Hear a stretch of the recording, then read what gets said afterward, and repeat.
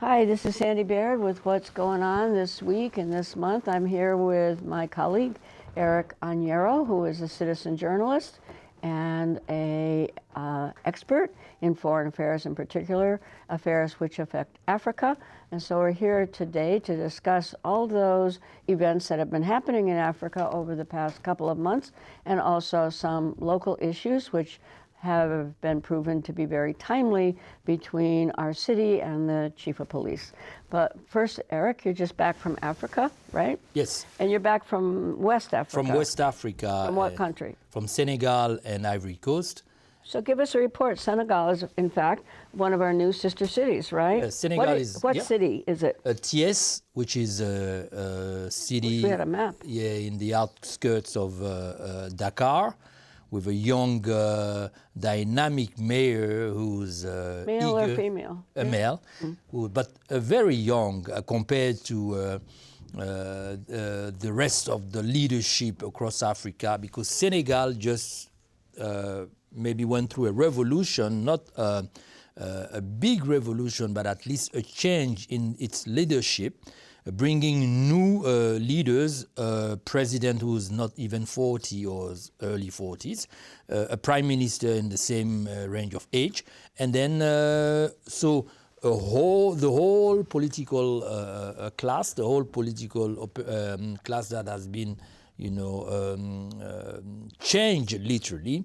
And Senegal also is now led by two men, the prime minister and the president, that are, I won't say anti-French, anti-France, but are definitely very jealous of the rights of Senegal to be sovereign. So things are moving forward. And what do you mean by being anti-French? Senegal was what? Was it a colony of the French? Senegal was a colony of the French, but also Senegal was the capital of the French colonial sub-empire, if I should say, in West Africa. So, which includes your home country. Yeah, Côte d'Ivoire, Burkina Faso, Mali, Niger, Senegal, Benin, Togo, and Co.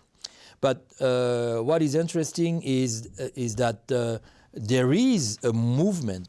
Wait a minute, I thought those countries became independent of France. Yeah, they were independent, but that was just like, for many observers, many people, those independences were given to the French former colonies because it was embarrassing for European power to continue with colonial possessions when the rest of the world was, going through decolonization. So in 1960, around 1960, for most of them, France agreed to let them go. Except Algeria. Yes, but let them go with very tight restrictions, treaties and accords that were signed that basically maintain all these countries under the influence of France. So political influence, economic influence. France, for example,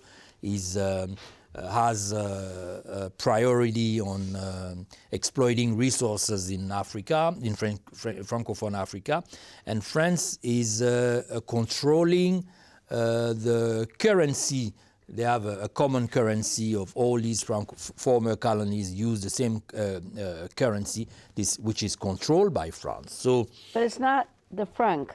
The French franc. It's not the French franc, but it's it used to be called the franc of the colonies of Africa, CFA, and then so it's different from the franc from France. You can only use that money in those countries. There's no way to trade it against another currency unless you go through the euros, and that connection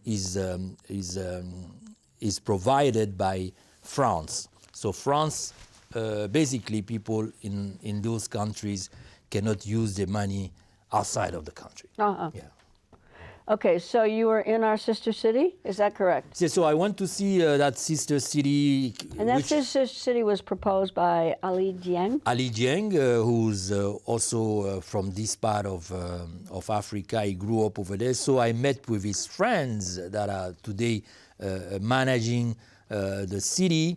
And they're very happy about this, the prospect of, having a special relationship with Burlington.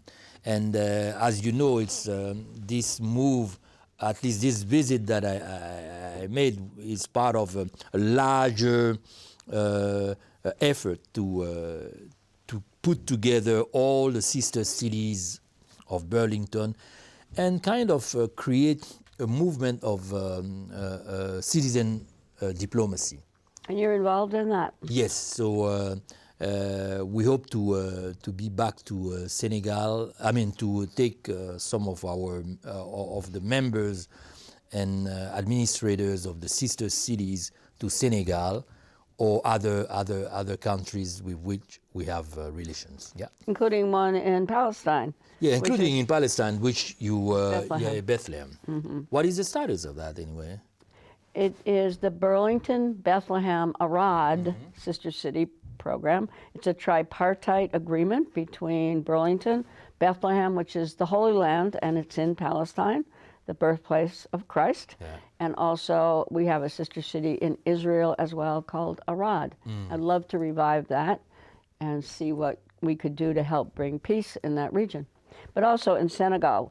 There's some kind of a connection in Senegal with the Vermont National Guard too, correct? Yes, in fact, this sister city program is building upon what was already a relationship between the National Guard, the Vermont National Guard, and their counterpart in Senegal, at least the aviation, military aviation in Senegal.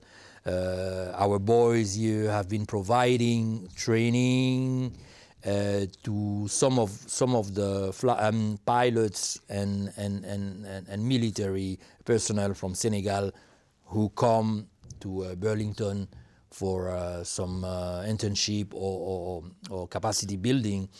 And also the National Guard, the Vermont boys have been also involved in some projects, development projects, humanitarian projects in Senegal. So Ali Dieng and his friends are building upon that relationship that exists already, and then so from a military cooperation, we're moving to a larger cooperation, which will have cultural, economic, and other components on it. Yeah. Mm-hmm. So what did you? But you went on from Senegal to where? From Senegal, I went down to Ivory Coast, which is where you're from. Yeah, which is where I'm from, which is also a very, very important ally of France and the US. Yeah, because in this right now, most of the colonies, former colonies of France in Africa, are rebelling against France. Why?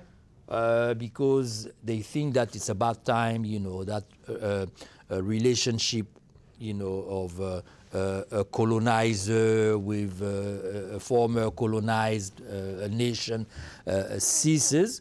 And then it's about time that, France, according to them, respect their sovereignty, because France is involved in so many aspects of the lives over there, politically, economically, and France seems to be still a colonizing power. So, does France control the economies of these countries?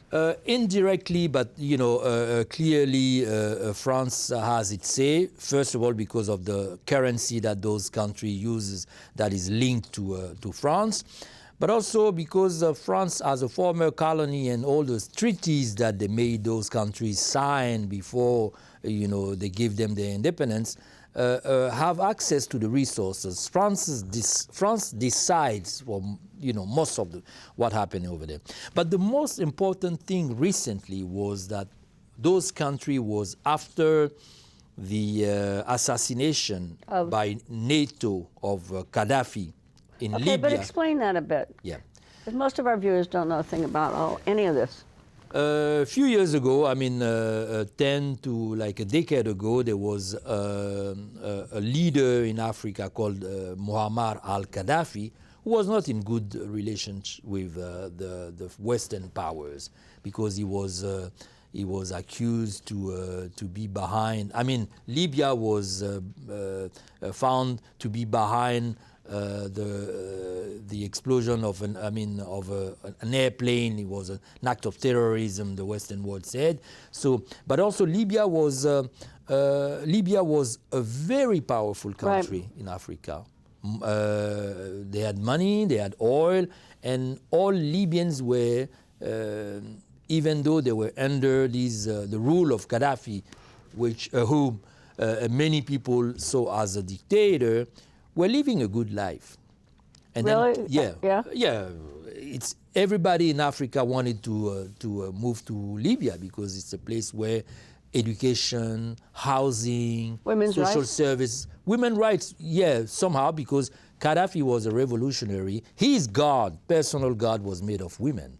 So Gaddafi was somehow a man of, that was okay for women's rights, but he wasn't in good relations with the West because he wasn't. The thing he was trying to do is an African currency, correct? Yes, he was behind the idea of creating a unique, African currency, which would have, signed the death of many deals with the Western world, and influence also, because if you control your currency, you control your economy. So Gaddafi was he was a Pan-Africanist. So he was which means like a coalition of African interest. He was even beyond that. He wanted even the United States of Africa, because as Kwame Nkrumah, the first president of Ghana. Correct. In the 50s, right? Yeah, Kwame Nkrumah was for Africa to coalesce. Otherwise, they would have continued to be under the control of Europe. Of Europe. But the Africans didn't go this way because most of them were very happy to have a small country they can call their own, and vice versa. But they weren't their own because they kind of were recolonized in a lot of senses, right? Most of the countries over there were too small. Yeah, and then they were designed, the borders were designed by, first of all, the Berlin Conference. In 1878. Yeah, where the Western world, grabbed the continent and, shared, all the different parts of the continent. The British had some countries, the French had some, and even a small country like Belgium had a huge country like Congo.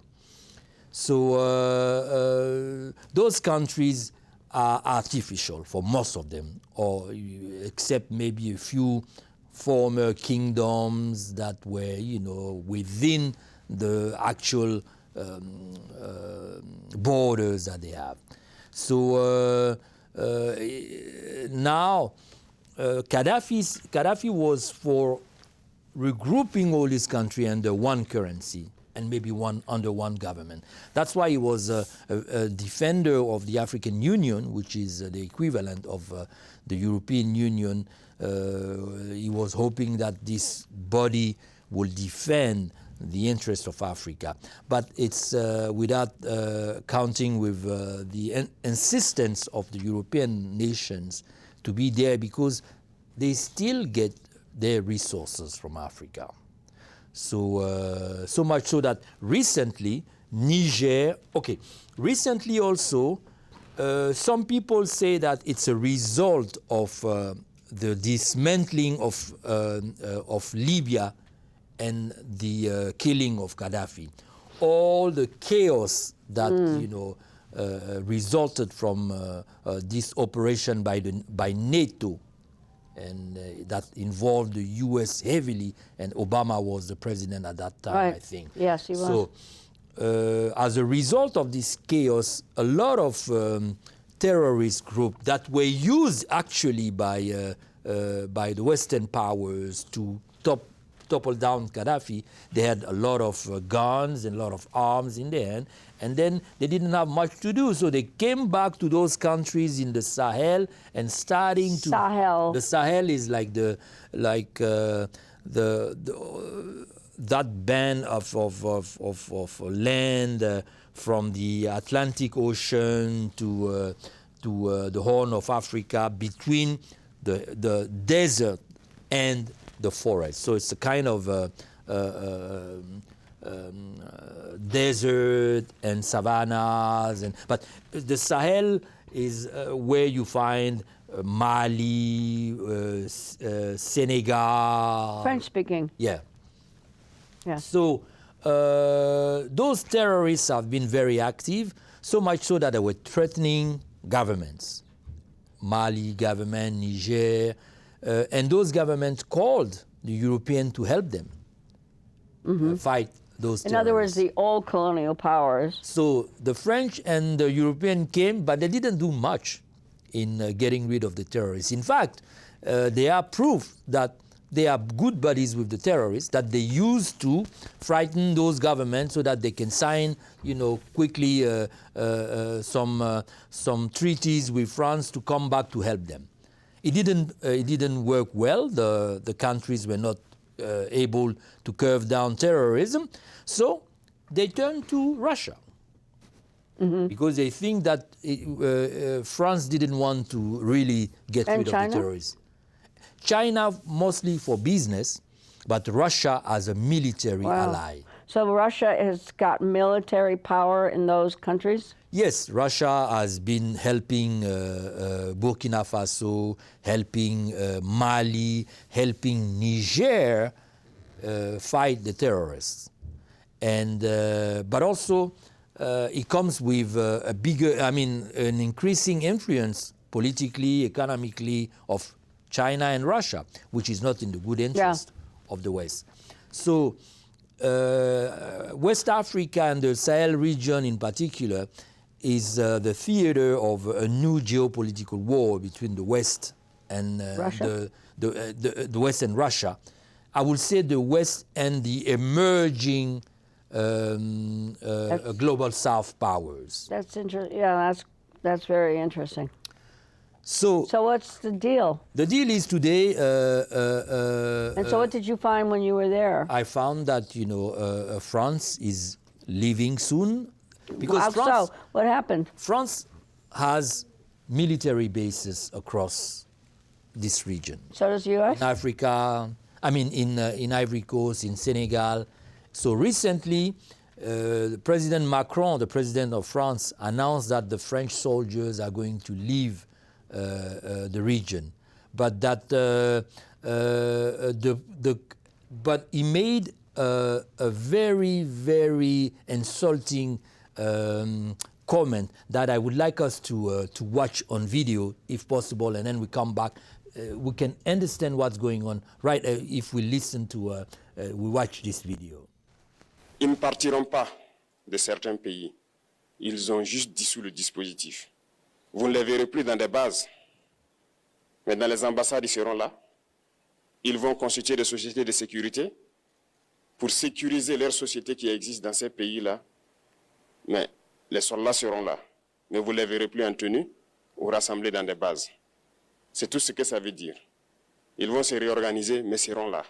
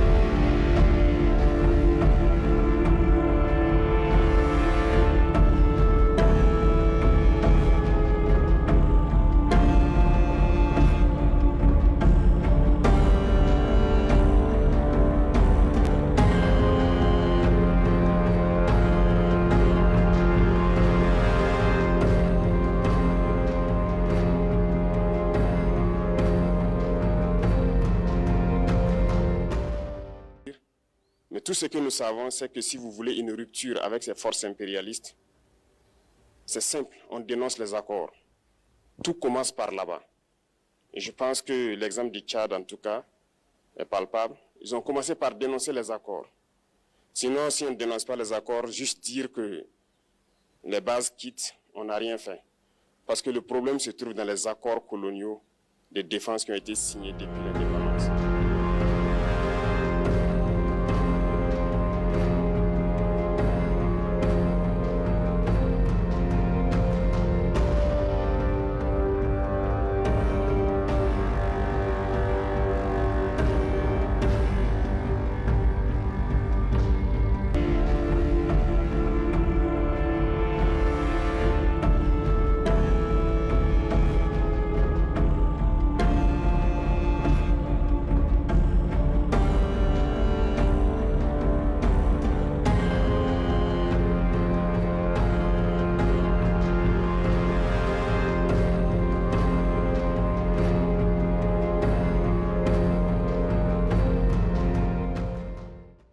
Deux, nous avions une relation sécuritaire.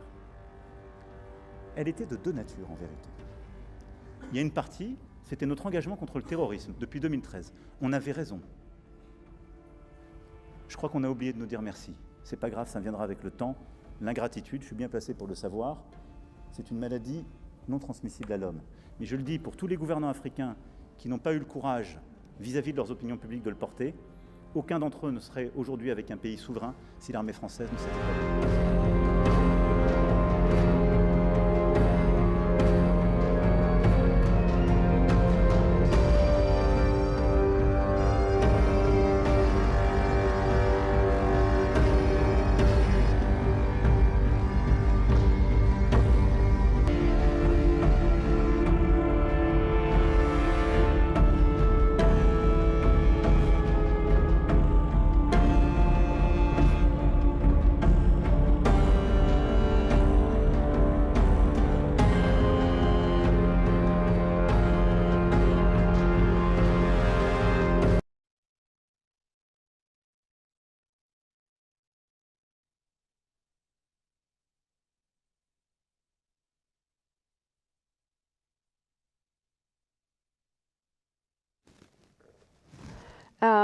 As an American, this is terribly difficult to understand. And so this report really, I believe, needs to be really studied and further commented on even. Like, what are the French saying? They were the old colonial power, correct? Yes. And what are they trying to say? That they should stay? That the old colonial power has guaranteed to these countries independence, yes, which they have always fought. The European powers have always fought the independent power, the independence movements in Africa, correct? Yes. But you know, Americans know nothing about this. Yeah, so because, I would really like it from you to be much more specific. I know you understand all this. We don't. Yeah. So anyway, it begins in Europe, it correct? begins in Europe. Europe colonizes Africa. It's, right, but the European powers, the French and the English primarily, yeah, primarily, correct? but others, but let's concentrate on those French two and major British, capitalist powers, imperial powers. Yes. They colonized basically all of Africa. And at a Congress of Berlin in 1878, approximately, the French and the English, I think with the Germans too, because it was in Berlin, divided up all of Africa among themselves, correct? And since then, haven't they always fought independence movements in Africa when the Africans have tried to say, get out of here, we'll govern our own affairs?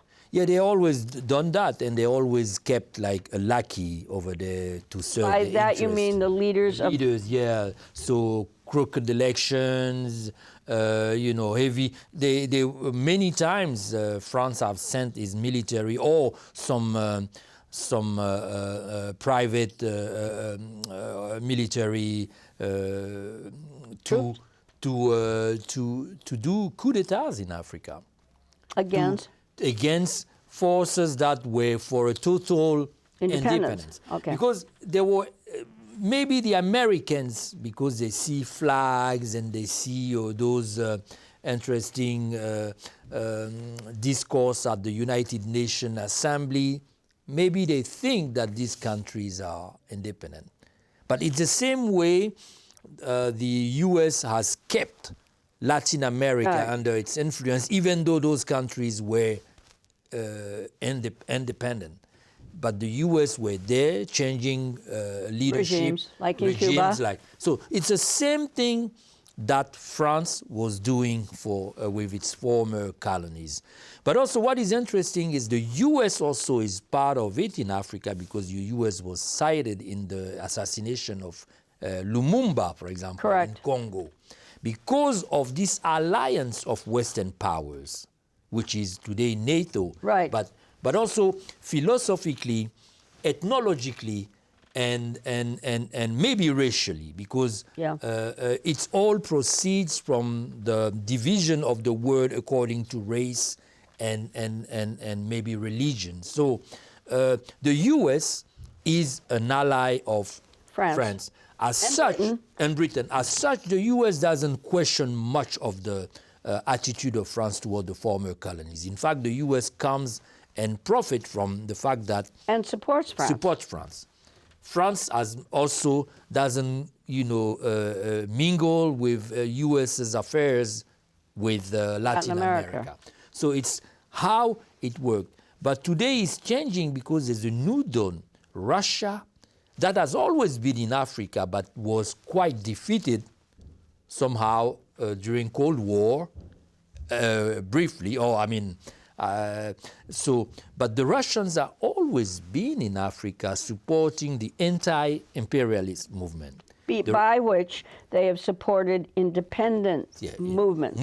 Right. In Algeria, in South Africa, in Ethiopia, in everywhere. So now Angola, Russia is back to the... They never got really kicked out, did they? No, but they were not really present much, because at some point when Reagan, celebrated the tearing down of the wall, the Berlin Wall, Russia and what was left of the USSR, was not able to exert much influence in Africa. But today, it's a new Russia that is coming, with a Vladimir Putin that is, he's very popular. Oh, very much. In Africa, right? Because Russia is seen as the friend or the big brother that can help us deal with the former colonial powers that have been abusing, those countries. And so the Western world is panicking. The Western world is panicking because now the new regimes in Africa are daring even to tell the U.S. to get out, which wasn't possible 10 or 20 years ago. Now you have the one that we saw, Captain Traoré Ibrahim, who is from Burkina Faso. Which is French-speaking. French-speaking. He grabbed power recently thanks to a coup, and he's trying to do what a former revolutionary known as Thomas Sankara was trying to do. Which is get real independence from France. Get being able to acquire the means of production. Can you believe that, for example, Niger, which is still in the Sahel zone, which is a former colony of France, of France, which kicked out the Americans also, who used to have a base recently. Niger produces uranium, which is used for electricity and bombs. But Niger doesn't have electricity. You go to Niamey or Niger, you can do hours and hours without electricity. And France is buying this uranium for cheap and going to power its nuclear central. In France. In France. You have Ivory Coast, for example, that have decimated 95% of its primary forest to grow cacao, a banana, whatever to please, I mean, the Europeans, but they in return they sell raw material, and then France and the European countries come back to sell, the refined products back to the African, who will pay more, than what they sold the raw material for. So, and then beyond that, it's the respect that those countries are asking from France, because Macron can come to a country that he is colonized. Yes. So it's and say what? What is he? What is this thing about? He can come and tell the president to go do this and that. The new generation of leaders doesn't want to be ordered around by him. Ordered around by him, and it's. What is this thing about the insult? What is that all about? Because this occurred yesterday or the day before, right? The Macron is saying that he's taking his troop out of Africa. The Africans are saying that it's because we want them out. And so Macron is saying they should be grateful for France. What? For France to have been there to guarantee the against what? Against the terrorists. Who are the terrorists, according to Macron? The terrorists are friends who oppose the French. Yeah, no, but the terrorists are, just a group of hoodlums that, France and the Western powers, deal with to scare the poor Africans so that they can come back to France to ask for help. Is that what happened in Syria? Yeah, that's what. It's the same playbook everywhere. It's the same playbook everywhere. So you have African nations that are now, and then also the opinions that are not no longer okay with a relationship like this with France. We've seen it on the streets of Bamako, Mali, Burkina. Where's Bamako? Mali. Those people bearing the Russian flag. You saw burning, it? Yeah, burning the flags of France. They haven't started burning those of the U.S. yet. But the U.S. need, and that's important. What is happening in Africa now has to tell the U.S., it's a lesson for the U.S. If you continue to go behind your allies as colonial masters and imperialist powers, you will lose Africa, because then you have probably to fight Russia over there, fight China over there, and then, or you have to go and invade these countries and force them to do business with you, which is not possible today. Why not? Because of used to be, but we are in a multipolar world now. So meaning... And also these countries have Russia on their side. Yeah, Russia on their side. That's why they went to Russia, because in that balance of power, they can count on Russia to oppose the U.S. or France. Who's going to win? It's... I think that the Africans and Russia and China will win ultimately, because unless the Western world changes its perspective and is not coming no more with... is that possible? Yeah. People like Macron, you think, really? It's not possible. So, it's the same way. It's the same thing that is happening in Latin America, Sandy. Yeah, I know. And, tell us. Like 10 years ago, 20 years ago, maybe. But today, there are more and more leaders. Look at Brazil, for example. Brazil is becoming an international superpower now. It's not it's not at the stage. It's among the BRICS. Yes. Right. So it's not what is BRICS, though? The BRICS is a coalition of countries. It started with Brazil, Russia, India, China, South Africa. As if you look at them, those are secondary powers. Like Russia, China and Russia can maybe compete with the U.S. and the Europeans, but the other countries are, maybe second-class powers that are we call them emerging powers. Put it this way: second powerful. Second powerful. Not second class. No. Yeah, because, for a long time they were considered second class, but now the emerging powers, and that And they're coalescing. yeah, and that coalition is like making the Western world, panic, because they're threatening, the hegemony of the dollar. So it means that if the BRICS agree to have a common currency that they trade with, it will mean like the downfall of the dollar. And also, those countries have, I think, the largest population on earth. If you add China Yes. to Russia, it's a competing bloc. Which the new president, Trump, has vowed to try to compete with. Yeah, I mean, if it's competition, like okay. It's okay. But if it's war, Yeah, that's then a different, you right. can, because he said he's going to threaten any country that does business joins. But then he's going to have to threaten the whole world, because more and more. Well, powers. Indonesia just joined. Did you see that? Yeah, Indonesia. Ethiopia. Joined. Ethiopia. Where else?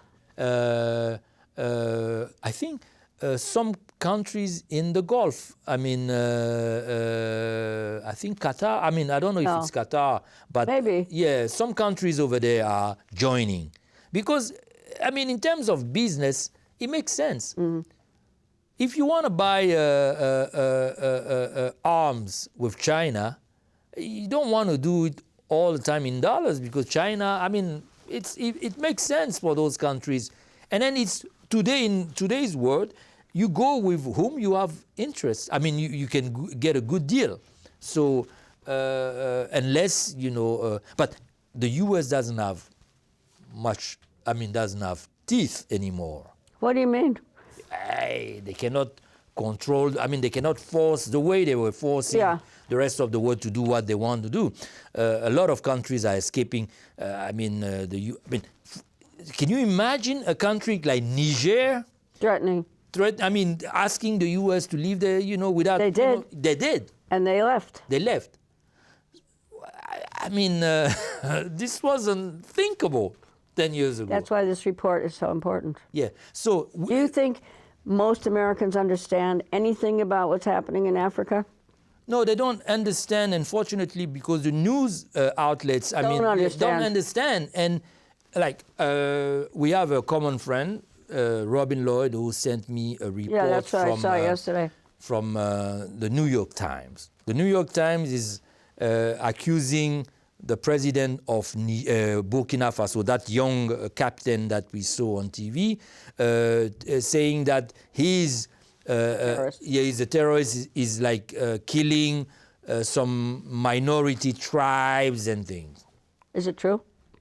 I mean, those people that are part of the insurgency, or the insurgents that are making the life difficult in Burkina Faso. So at the same time, the New York Times is saying that because Traoré, the new president, is daring to rebel against the French and the U.S. So the New York Times and most of the newspapers and news organizations here are also bearing that idea of Western supremacy. When they work on a story in Africa, then they mostly, because I worked also in this business, they're not coming.